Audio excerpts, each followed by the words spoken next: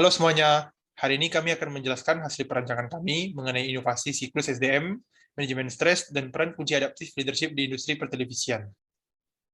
Hari ini dengan saya Jackson, lalu ada rekan saya juga Rina, Roger, dan Wina. Selamat menonton dan simak baik-baik ya, jangan sampai kelewatan satu pun. Kita mulai dengan industri pertelevisian. Industri pertelevisian ini berkaitan dengan penyiaran. Apa itu penyiaran? Jadi penyiaran merupakan proses keseluruhan yang meliputi persiapan bahan, produksi, dan pemancaran siaran tersebut. Kepada kita sebagai pendengar, kalian pasti suka nonton TV kan? Jadi penyiaran terdiri atas dua, yaitu radio dan televisi. Harusnya kalian sudah familiar terhadap dua ini. Jadi kita akan lebih bahas ke pertelevisian. Televisi merupakan media massa yang paling disenangi oleh masyarakat, gunanya pasti sebagai media hiburan dan tempat kita untuk mendapatkan informasi. Di Indonesia sendiri, televisi ada sejak 4 Agustus 1962, tepatnya pada saat Asian Games di Senayan. Menarik bukan? Di industri pertelevisian sendiri, untuk menghasilkan sebuah film, memerlukan orang-orang yang bekerja di dalamnya. Kalian penasaran nggak dengan struktur organisasi di industri pertelevisian secara umum? Berikut tampilan dari struktur pertelevisian. Bisa kalian lihat sendiri, yang pasti di sebuah perusahaan terdapat general manager atau pemimpin yang akan memimpin perusahaan ini untuk berkembang. Di bawahnya terdapat manajer yang mengatur semua bagian-bagian yang ada di industri pertelevisian secara umum. Bagian-bagian itu bisa kalian lihat sendiri. Yang pasti akan berhubungan dengan dunia pertelevisian, seperti bagian berita, program televisi lainnya, dan masih banyak lagi. Semua ini harus saling bekerja sama untuk dapat menghasilkan sebuah tontonan yang akan kita sukai. Selanjutnya, kita akan merancang nih, siklus fungsi sumber daya manusia. Kenapa kita harus merancang ini? Yang pasti untuk dapat menghasilkan SDM yang berkualitas, agar suatu perusahaan bisa lebih maju ke arah yang lebih baik, serta digemari seluruh masyarakat. Hari ini kita akan merancang RCTI. Kenapa RCTI? Karena RCTI merupakan TV swasta yang sudah dikenal banyak orang dan memiliki citra yang bagus di masyarakat. Untuk membertahankan citra yang baik, kami akan membantu merancang siklus fungsi SDM-nya agar bisa lebih dicintai oleh masyarakat. Yang pertama yang harus kita lakukan adalah analisa pekerjaan. Berikut yang saya tampilkan ini, analisa pekerjaan yang telah kami rancang. Yang pertama, mencari tahu dulu nih, proyek apa yang dijalankan. Tujuan dari kita mengetahui ini agar kita tidak salah mengambil langkah dalam merancang nanti. Selanjutnya, setelah kita mengetahui proyek yang kita jalankan, kita perlu menganalisis pekerjaan-pekerjaan apa saja yang cocok untuk menjalankan proyek ini. Contoh, kalau misalnya kita ingin membuat film, yang pasti kita perlu produser, kru, dan pemeran. Nggak mungkin kan kita carinya pembawa berita, pasti nggak cocok. Dan yang ketiga, setelah kita menganalisis, kita akan membuat job desk pekerjaan apa saja yang akan dilakukan oleh pekerja tersebut. Tujuannya apa? Agar pada saat karyawan itu sudah ada, dia dapat langsung bekerja sesuai dengan apa yang harus dilakukan dan tidak kebingungan. Dan yang terakhir, setelah kita ada job desk, berarti kita harus membuat target dan kriteria karyawan yang kita butuhkan pada proyek ini. Lalu bagaimana sih? Seperti apa yang tadi udah saya bilang, contohnya ada ketika ingin buat film dengan judul Sang Pemimpi yang diangkat dari sebuah novel, yang pasti akan kita butuhkan produser, kru TV, dan pemerannya. Nah, untuk mendapatkan produser yang baik, yang pasti kriterianya yang harus diterapkan adalah produser yang bisa menginterpretasikan isi novel tersebut menjadi sebuah film yang bagus. Lalu, kita juga membutuhkan kru TV yang mampu bekerja sama dengan produser tersebut, mampu telaten dan bekerja sama sesuai bidangnya. Contohnya, kameramen. Pasti kita ingin merekrut kameramen yang mampu mengambil gambar dengan baik. Dan untuk artis pemerannya, yang pasti produser akan melakukan casting. Sebelum melakukan casting, produser pasti memiliki kriteria-kriteria yang cocok memerankan karakter yang ada di film tersebut. Ini merupakan tahap analisa pekerjaan yang tidak boleh dilewati walaupun salah dalam merancang. Dikarenakan ketika kita salah merancang, hasil yang dihasilkan pasti tidak akan sesuai dengan apa yang diharapkan perusahaan. Jadi jangan sampai salah merancang ya. Selanjutnya kita akan merancang tenaga kerja. Kenapa kita harus merancang tenaga kerja? Gunanya untuk mengetahui seberapa banyak pekerja yang kita butuhkan. Selain itu, di sini kita juga harus sudah menentukan target dan kriteria untuk langsung masuk ke tahap selanjutnya, yaitu rekrutmen. Nah, berikut perancangan tenaga kerja dari kelompok kami. Yang pertama, berdasarkan rencana kerja yang sudah ada, pemimpin dapat melakukan rapat kepada seluruh divisi untuk memberikan kepercayaan kepada mereka seberapa banyak sih pekerjaan yang dibutuhkan pada proyek tersebut. Setelah melakukan rapat, manajer divisi yang sudah rapat briefing tersebut harus segera merencanakan tenaga kerjanya. Selanjutnya, dalam merencanakan tenaga kerja tersebut, sang manajer divisi mulai menghitung seberapa banyak pekerja baru yang dibutuhkan. Setelah perencanaan pekerjaan itu sudah ada, manajer tersebut dapat memberikan rencana tersebut kepada HRD untuk dibuatkan iklan lowongan pekerjaan. Selanjutnya, manajer dan HRD harus bekerja sama merancang bagaimana proses rekrutmen itu terjadi. dari penyebaran hingga pemenuhan jumlah target pekerja. Yang harus didapatkan bukan hanya itu, setelah pekerjaannya dapat, kita juga harus sudah mempunyai rancangan pelatihan untuk pekerja baru tersebut. Simpel bukan? Tahap selanjutnya akan dijelaskan oleh teman saya. Kemudian, rekrutmen atau sumber dan metode. RCTI dapat melakukan proses rekrutmen sebagai berikut. Pertama, membuat kriteria karyawan yang masih dalam bentuk rancangan, menjadi iklan lowongan pekerjaan dan ditampilkan spesifikasi yang telah ditetapkan. Yang kedua, setelah iklan lowongan kerja selesai, dapat dilakukan diskusi kembali cara untuk melakukan penyebarluasan iklan lowongan kerja ini. Kemudian proses seleksi dan wawancara. Proses seleksi dapat dilakukan dengan cara berikut. Yang pertama, mengurutkan CV yang masuk sesuai dengan kecocokan dengan lamaran yang dibutuhkan, pengalaman pekerja dan kriteria yang telah ditetapkan. Kemudian yang kedua, setelah mengurutkan CV, selanjutnya dapat membuang file yang tidak cocok dengan kriteria yang telah ditetapkan. Yang ketiga, setelah mendapatkan CV yang sesuai dengan kriteria, waktunya perusahaan untuk menjalankan proses wawancara kerja dan proses seleksi lainnya yang dapat dilakukan dengan cara uji coba, ujian soal maupun lainnya. Setelah seleksi CV dilakukan, manajer dapat meminta bantuan pihak HRD untuk melakukan satu interview kerja dan yang kedua seleksi lanjutan. Kemudian ada analisa dan metode training. Training dapat dilakukan dengan cara berikut. Yang pertama, meminta karyawan yang telah lama bekerja untuk menjadi senior dalam mengajarkan semua hal yang ada kepada karyawan baru. Yang kedua, membuat rancangan program training yang dapat digunakan oleh senior untuk melatih karyawan tersebut. Yang ketiga, menerapkan program pelatihan yang telah dirancang dengan kontrol dari manajer divisi dan memastikan training dilakukan dengan benar dan tidak ada unsur yang dapat merugikan perusahaan. Kemudian metode penilaian kinerja. Penilaian dapat dilakukan dengan cara appraisal. Form appraisal dapat menjadi cara dari perusahaan melakukan penilaian dari pekerja. Berikut cara isi dari form appraisal dan yang dapat menjadi penilaian dari pekerja. Yang pertama ada penilaian berdasarkan hasil rating TV yang didapat. Kemudian yang kedua, penilaian karakter, dan yang ketiga, penilaian sebagai tim. Kemudian peraturan kerja karyawan di suatu perusahaan. Peraturan tersebut dapat meliputi yang pertama, berpakaian rapi menggunakan semua atribut yang telah dipersiapkan. Yang kedua, masuk kerja sesuai dengan waktunya. Telat akan mendapatkan penalti. Yang ketiga, istirahat hanya diizinkan di lokasi syuting. Yang keempat, berperilaku baik, disiplin, tanggung jawab, dan sopan. Yang kelima, menjaga kerahasiaan proses syuting dari naskah hingga jalannya cerita.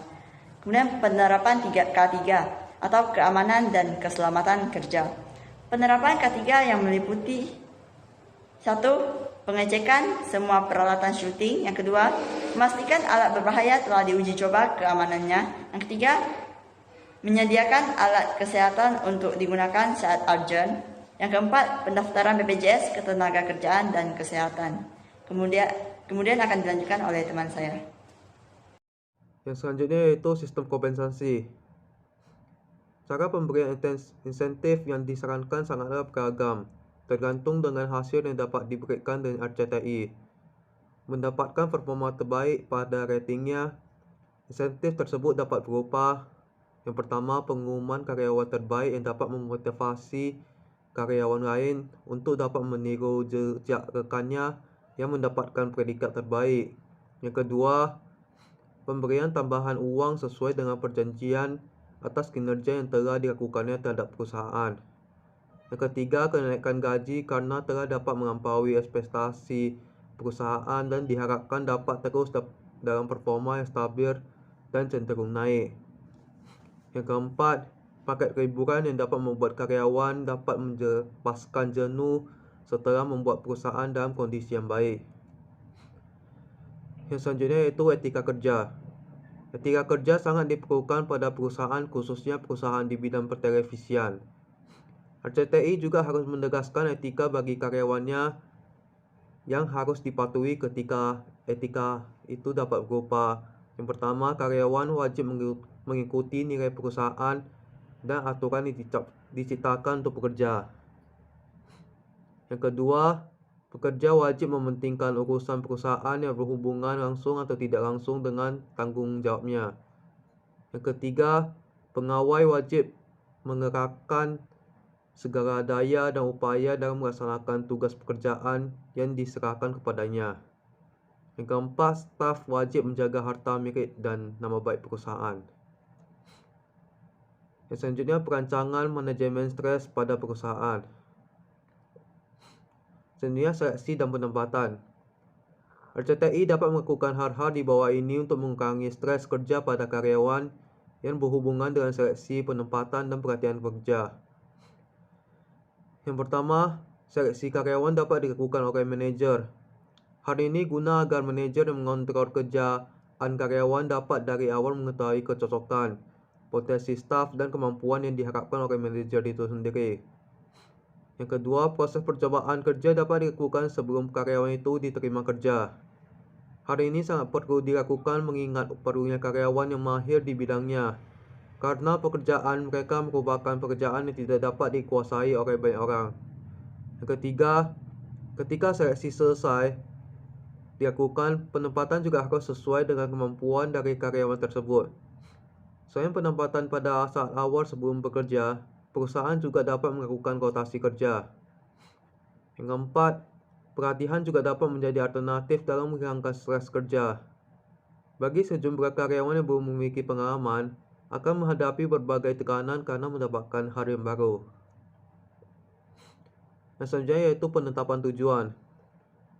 Hal yang dapat dilakukan RCTI untuk mengurangi stres kerja sesuai dengan penetapan tujuan adalah: yang pertama, mencari masalah dari tujuan perusahaan yang belum dapat dicapai. Yang kedua, memilah target yang ingin dicapai oleh karyawan. Target ini harus sesuai dengan yang diperoleh oleh perusahaan. Yang ketiga yaitu, setelah target telah ada, waktunya untuk menentukan karyawan yang ditugaskan untuk memenuhi target tersebut. Penentuan karyawan harus berdasarkan kemampuan dari karyawan itu sendiri. Yang keempat, menjelaskan kepada karyawan terpilih untuk menjalankan tugasnya sesuai dengan tujuan yang harus dicapai. Dengan adanya target baru, dapat memberikan semangat baru kepada karyawan untuk mencapai target tersebut. Yang selanjutnya yaitu mendesain ulang pekerjaan. Yang dapat dilakukan RCTI untuk mengurangi stres pekerja dalam hal mendesain ulang pekerjaan adalah: yang pertama, melihat pekerjaan karyawan dirasa telah menunjukkan hasil yang bagus dan memiliki potensi lebih untuk meningkatkan kinerjanya.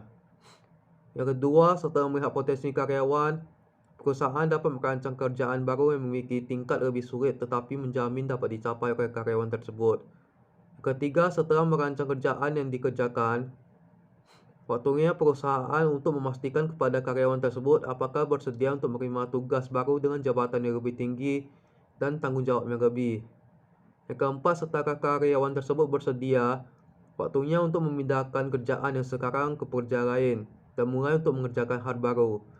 Yang kelima, dengan adanya kerjaan baru dan tanggung jawab lebih, perusahaan dapat memberikan tambahan insentif guna lebih membuat karyawan termotivasi. Yang selanjutnya yaitu cuti karyawan. Berikut langkah yang dapat dilakukan RCTI untuk cuti karyawan agar tidak stres adalah: yang pertama, memberikan izin kepada karyawan yang ingin melakukan cuti. Yang kedua, selain cuti yang diajukan oleh karyawan, liburan bersama merupakan salah satu alternatif yang dapat diberikan oleh perusahaan kepada karyawan. Yang ketiga yaitu membayar cuti karyawan dengan sejumlah uang bagi pekerja yang tidak mengambil cuti.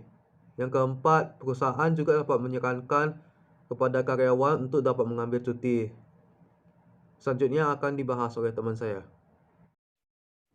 Nah, selanjutnya kita membahas tentang peran kunci adaptive leadership. Adaptive leadership atau kepemimpinan adaptif adalah pola kepemimpinan seorang pemimpin yang mampu dan cerdas mengontrol sekelompok individu untuk menghadapi berbagai situasi dalam keragaman kejadian. Seorang pemimpin dikatakan sebagai pemimpin adaptif atau adaptive leader apabila ia mampu merespon dan beradaptasi terhadap perubahan, baik itu perubahan internal maupun eksternal yang terjadi di dalam suatu organisasi. Seseorang yang mengambil kepemimpinan ini mampu untuk yang pertama, percaya kepada rekannya dan membangun hubungan kerja yang harmonis dan berkualitas. 2. Mampu bersikap adil terhadap semuanya dengan cara menerima pandangan dan meyakinkan karyawan bahwa mereka dihargai dan dihormati. 3. Mampu beradaptasi dengan keadaan yang membuat selalu munculnya ide-ide baru dan berkualitas untuk menangani semua permasalahan yang muncul. Dan 4. Mampu membuat karyawan untuk mau menerima semua gagasan yang diberikannya dan membuat karyawan percaya atas saran yang diberikannya.